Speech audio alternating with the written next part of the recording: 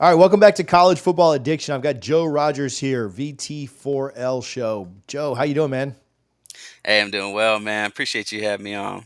Yeah, man, anytime. Thursday night football is a little bit wild. The ACC sticking us with these wild games, but it does make for maybe some entertainment. I'm not as big of an NFL guy, so I'm thankful for the weeknight stuff. My team plays on Friday, so I back to back nights of ACC football. So what's the lost to Rutgers, lost to Miami in dramatic fashion, smacked Stanford to get to the bye week 3-3. Maybe you feel better about that Vandy loss from earlier in the year. Like, what's the mood right now in Blacksburg? Right now, we can kind of tell there's a little bit of momentum building. The team had a lot of offseason hype, probably unwarranted, right? And we found that out, obviously. But now they're getting that hype back. Thursday night football is like a really big thing in Blacksburg. It's Yeah. kind of been a tradition since the Big East days. So the hype is back. ESPN's in town. I think Mike Berry's on the call. So everybody's pretty amped up for this one. It's a winnable game. Yeah, right now, BC at 4-2, they're 1-1 in the conference. Virginia Tech 1-1 in the conference. In You can correct me if I'm wrong here. I feel like this game means more for Virginia Tech. In the grand scheme, it's BC's coming in with a year one coach. They're not the team that's at 500 right now. This is VT's chance at home to get back over, get to 2-1 in the conference. Obviously, it would take some chaos for them to maybe make their way to Charlotte, but it feels like this game means a ton to the Hokies.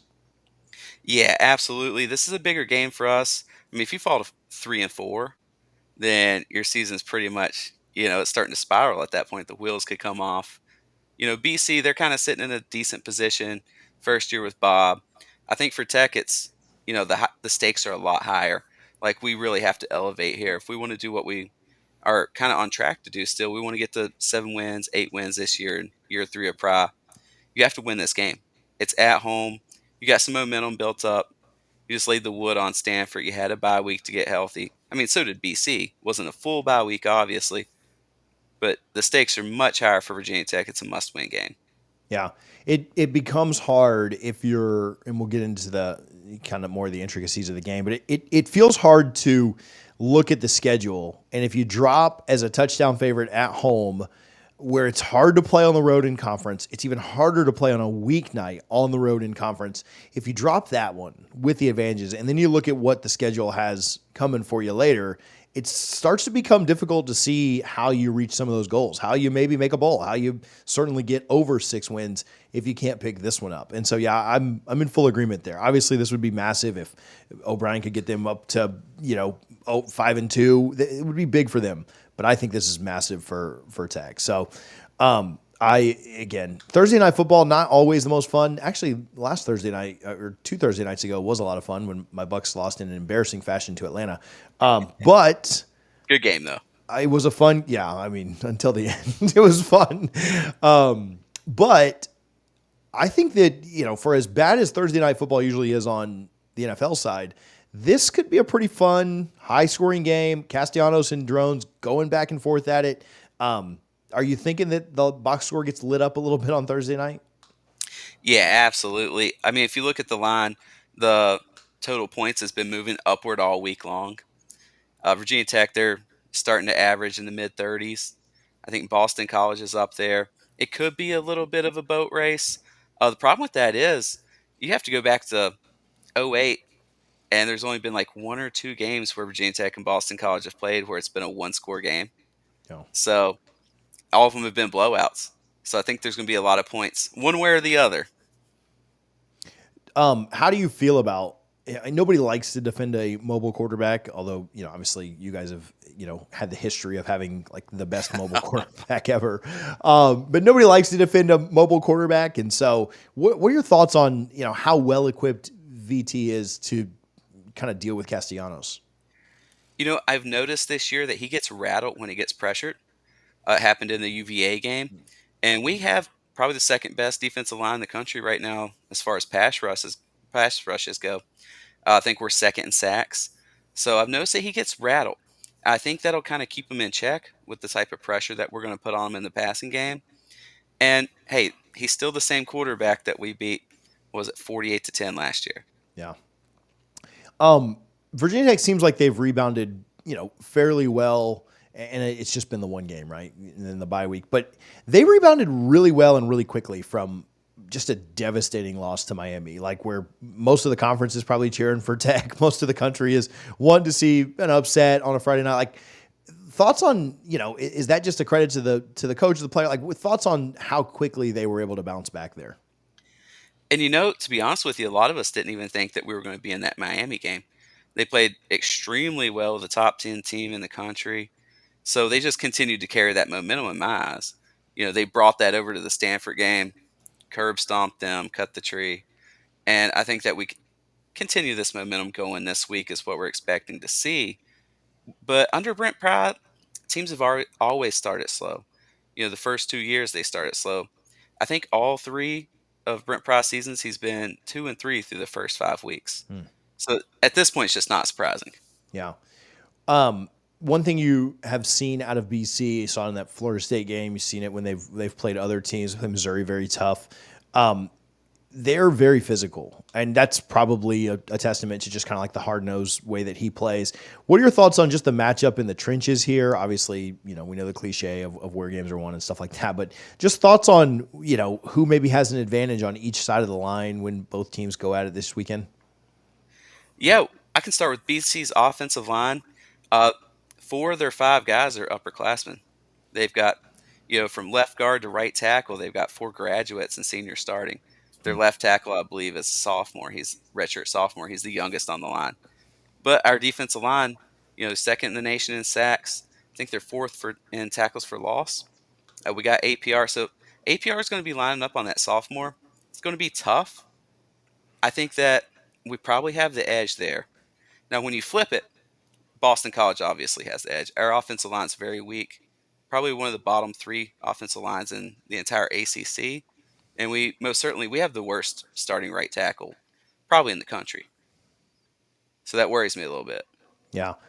Do you think they've done a good job of obviously Stanford not necessarily a world beater by any means, but you think they've done a fairly good job of scheming things up? Obviously, like I don't think Bain played very much at all, if any, when you guys played them, which certainly probably helped Virginia Tech. Not that I don't think BC has a Ruben Bain on their roster. Most colleges do not.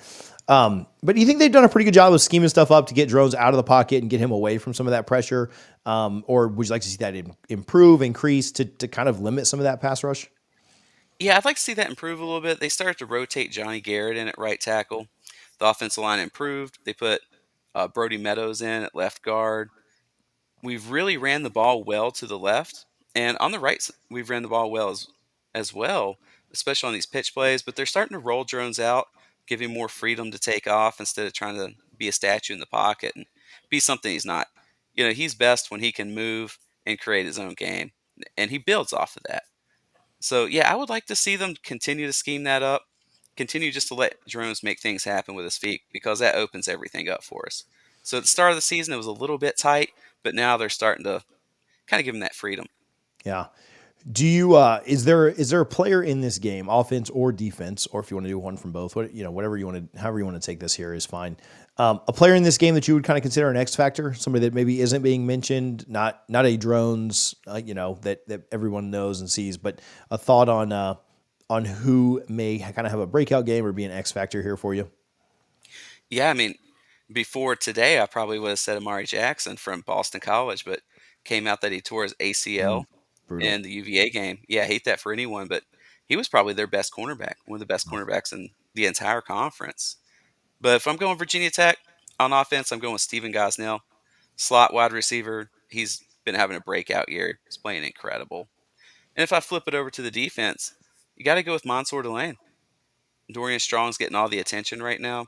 Everybody's putting his name on, their honorable mention or third or second or first team All American list. But you look on the other side, it's definitely Dorian Strong. I mean, definitely Mansour Delane. You mentioned concerns around the O line, concerns, for BC. Is it the offensive line? What is your biggest concern in this game? Maybe that BC does well that you're kind of worried about. Yeah, I think BC runs the ball really well. Yeah. Kind of worried about stopping the run. We've had some issues at linebacker play. Caleb Spencer's came in and played star incredibly. so that's really helped. But it still worries me. Can you stop the run? We've had some issues there. And if I flip it to the other side on offense, it's definitely our offensive line. I worry if they can hold up. As you can see that football over my shoulder, yeah, I think BC is still running in that game. So yeah, I can certainly understand the worry with how lethal their running game could be. If it makes Yeah. matters worse, one of their better running backs used to play for us, so he torched us on some wheel routes. So mentioned this earlier, and I want to kind of get what your lean is here in a minute, but after this, you've got Georgia Tech, Syracuse, and Clemson. I think that's a really tough 3-game stretch. Georgia Tech, extremely physical. They're an up and down team. I really like what Fran Brown is doing. I think that game's on the road. Then you get Clemson at home, which is better to have it at home than on the road. But still, I think a really tough 3-game stretch. And it kind of does play into what we were talking about earlier. If you were to lose this one, what's your best case scenario past that, right? Are you going to beat a Georgia Tech? Are you going to beat a Syracuse? Are you going to beat a Clemson? Which certainly they could win any of those games. I think they could lose any of those games. That's kind of how college football works, right? Especially this year. But it does really hammer home to me the importance of this game, importance of getting off to a good start and getting back above 500 so that if you do go 1-2 or 2-1, whatever, you're maintaining that into those last 2 games, that Duke, Virginia, which I do think those are certainly more winnable. Yeah, I think 2-1's probably our best case scenario there. Clemson is looking like probably the ACC champion this year. Yeah. Miami's susceptible. We've seen that. I mean, Clemson, when they're playing teams that don't have driving infractions, they're undefeated this year. But going to Cuse, it's hard to play. It Funny is. things happen in the dome.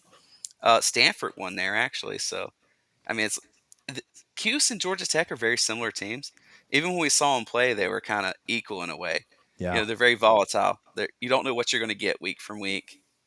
And Cuse still has a first-year coach as well. Always keep that in mind. I feel like those teams can kind of struggle at times. Depth starts to set in on them. Yeah. So, yeah, 2-1. I think that would be an acceptable outcome for those 3 games. Yeah, you win this one, you go 2-1 there. What are you 6-4 at that point? And you're looking to go 2-0 to finish it up. I think Duke's a little fake good. We'll see. Maybe they'll beat the heck out of Yeah. Florida State Friday night, but I still think they're fake good. And then Virginia's kind of a mess too. I think rivalries get weird. There's no doubt, but I would lean Every Tech time. there. And that gets you to 8-4. And that's Yeah. where we need to be to stay on track with Coach Pry's trajectory. Yeah, 8-4. There was a lot of preseason hype. Some of the losses don't look as bad. Some of the win, some of the, they've done some good things, but they certainly need to take care of business on Thursday night. Do you have a lean in this? Do you have a prediction? I guess we're not that early in the week for the games on Thursday, but do you have a prediction in this one yet? Oh yeah, absolutely. Brent Pry's 1-10 in one-score games.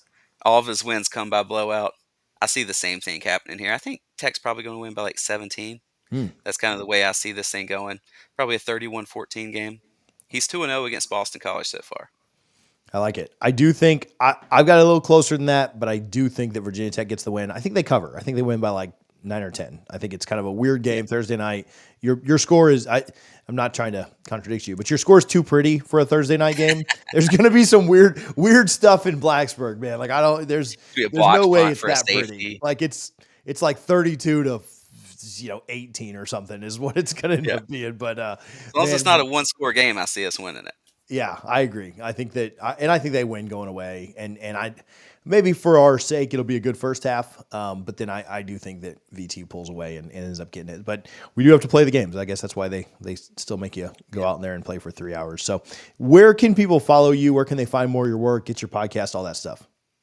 Yeah, we're on Twitter, X, as some people like to call it, the VT4L. And if you want to follow me personally on Twitter, it's just VT4L_Joe. We're on Apple, we're on Spotify, we're on YouTube. Awesome. I appreciate you a ton, man, for hanging out. Good luck on Thursday. Thank you, brother. Good luck Friday. We need it.